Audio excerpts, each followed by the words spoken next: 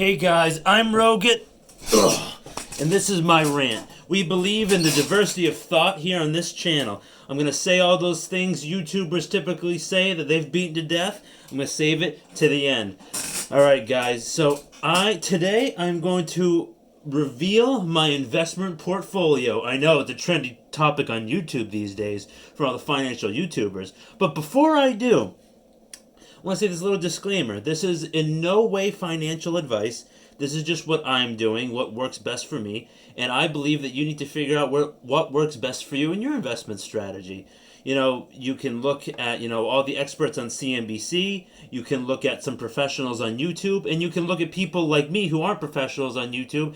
And you can get a good idea of, what your strategy might want to be. What's going to work best for you. I recommend that you listen to what I have to say, but then get 10 other people's opinions about what they like to do and what their strategies are, and then develop your own strategy based on that, because I think it's really important to make money work for you and be smart with your money, because that's the only way we're going to achieve financial independence and sound money and stuff like that. So with that being said, I'm going to get right into it. So the first thing I want to talk about is my bank assets. Some people say that's not a good idea to deal with banks these days because of the shaky financial system that we're currently sitting upon right now. So my counter to that is that, a lot of my money is in a bank.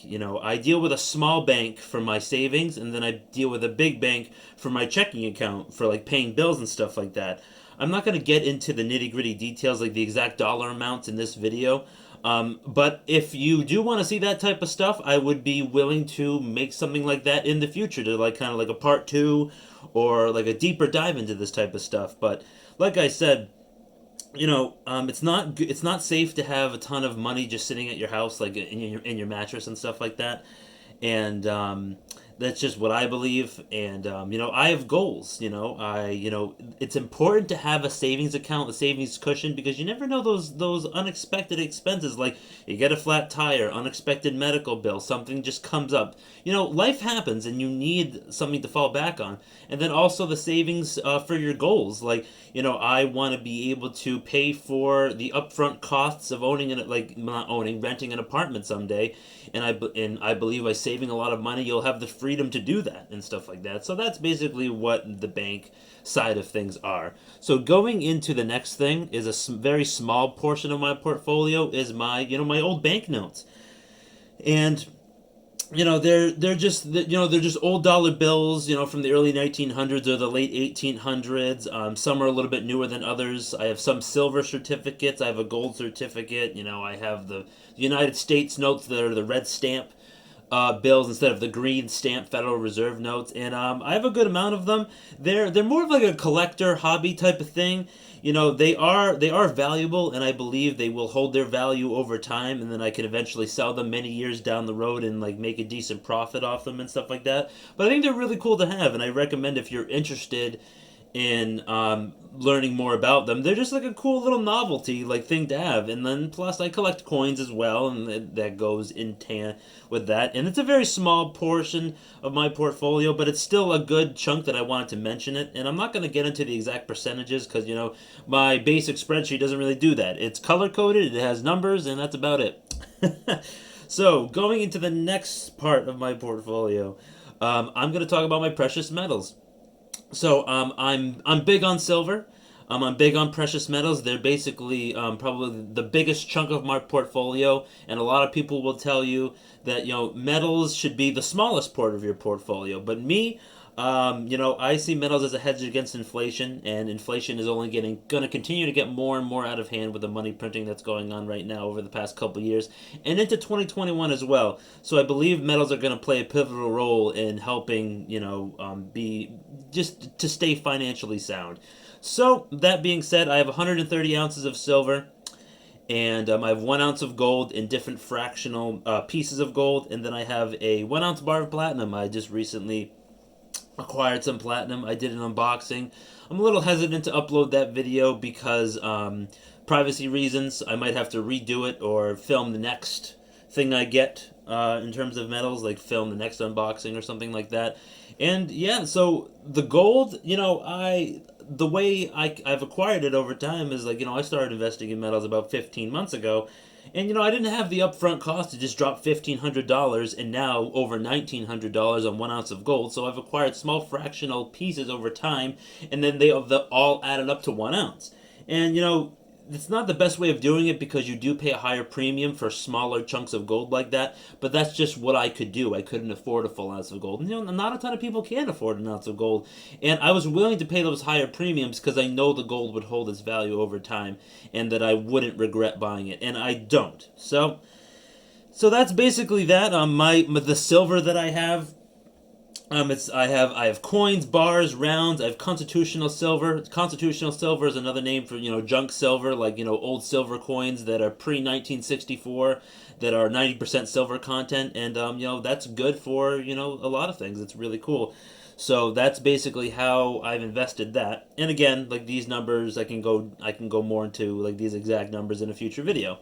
So those three things being said, I'm gonna throw in one little bonus thing after I get it before I get into the last thing, is my car. I have it on my spreadsheet as a depreciating asset, but you can always sell it if you're in a pinch.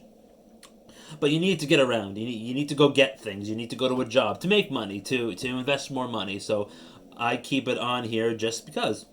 So that's what I like to do. And then the last thing I want to get into is the the blue color in this spreadsheet is my investments. I have an IRA with Vanguard, valued at almost $1,500. And I mean, obviously that's not a lot, but I'm still young, so I'm still adding things. And my plan is like best case scenario, my metals and my other stock investments I want to supplement into that for my overall retirement. So that's just me. Everyone has a different strategy and way of doing things. So, getting into my investments. So, what I invested. So, everyone wants to know what Rogut had invested in. Well, you know about my metals. I've talked a lot about that. But in terms of the stock market, I have 3 cryptocurrencies. I invest in Bitcoin. I have some Ethereum, which is like, the Ethereum family. And then I have Dogecoin, the little dog. That's a kind of like a penny. It behaves like a penny stock cryptocurrency. I have 3 different currencies. That is a small chunk of my overall market investment. It's about 18% of everything that I have invested in the market. So it's not a tiny chunk, but it's not like a big chunk like some other people like to do. But again, like if you want to invest half of your investment, like your investment thing into cryptocurrencies, do it. Like there's no one stopping you. Like I'm a firm believer in do whatever works best for you. And just because some experts say that it's a bad idea, they're trying to sway you from, not thinking like them. So that's just my little conspiracy. So I have those 3 cryptocurrencies. And then I invest in 2 ETFs. The first one is Spider, ticker symbol SPY. I have about 2.3 shares of that. And then I have VYM, which is a Vanguard High Dividend Yield ETF, and I invest in that one because the smaller ETF. I have 4 shares of that, and it pays a quarterly dividend, so that's a bonus. And then I have a Schwab REIT, which is a real estate investment trust. That has a very small dividend payment as well. But in terms of all of the individual stocks that I pick, let me see here. I have 1, 2, 3, 4, 5, 6, 7. All right, so I have 7 other individual stocks. So I invested in the ETF side, which is a great way to diversify and get your hands and feet into the pool of tons of different companies. But then investing individual stocks are a little bit more risky. And what I do is I invest in Verizon, Realty Income, Coca-Cola, AES Corporation, they're in the energy sector, Pfizer, they're in healthcare, International Paper, they're in materials, and then I also invested in 3M. So, Verizon, telecommunications, Realty Income is also another real estate stock, and Coca-Cola is a consumer staple. So the reason I'm not the best guy at diversification, but I am diversified in different industries with my individual stocks, and every single stock that I have pays a dividend. And the reason I don't like to invest in stocks that don't pay a dividend is because I set up my stocks as having a little bit of passive income just for buying something. Like just imagine you go out, right? and you buy, a new laptop, is Apple paying you, a little percentage of what it costs for that laptop just for owning it? No, you just threw away that money. I mean, you didn't throw it away. You might use it for work, but owning a stock that doesn't pay a dividend, it's a little more risky because you're banking on that stock doing well. Now, if it's a sound company and it's a good stock, you might end up making money. But I don't really care what the daily price fluctuations are on these 7 stocks, because I'm holding them long term. I'm collecting dividends just for owning them, and some of them have gone up and some of them have gone down. But you never really lose money in the stock market until you sell. If you just hold, you didn't really lose any money, because if you sell it and it's lower, then that means you lost money. You never know. You could wait and you could just go a little bit higher. So that is basically, this isn't the most in-depth analysis video. This isn't the, all of like my exact numbers and everything like that. But I would be more than happy and willing and, excited to dive more in depth with my portfolio and that type of stuff. And again, I don't have exact percentages because I'm not a percentage guy. I'm kind of like a dollar amount guy, and I look at the dollar amount and it's like, okay, well, I can guesstimate that percentage. So that was a lot of talking. So that's basically everything that I have. So going through my whole investment, I left out the copper because it's a very tiny, very small sliver. But I do have some copper. I like to have copper as well. They're pretty cool. And the copper reminds me of my friend M. So that's basically my portfolio. What I like to do, again, like I said, my metals are like the biggest chunk out of, because in metals I have approximately, let's see here. So yeah, about approximately like 6,000 in there. I have approximately like 3,200 in the market. I have approximately maybe $700 in those banknotes that I talked about, and then in the bank I have like 10,000. So a lot of people would say like my metals are too heavy and stuff like that. Well, yeah, I'm a little too heavy in the metals, but it's just because I'm part of the stacker community. I'm a little bit of a believer in that doomsday scenario, and you're gonna need the money because the dollar is gonna become worthless. And we could go more and more in depth in that type of stuff, but I believe it's important to be diversified in a lot of different things. And whatever your percentages you want them to be, that's your decision. So that being said, guys, I hope you enjoyed.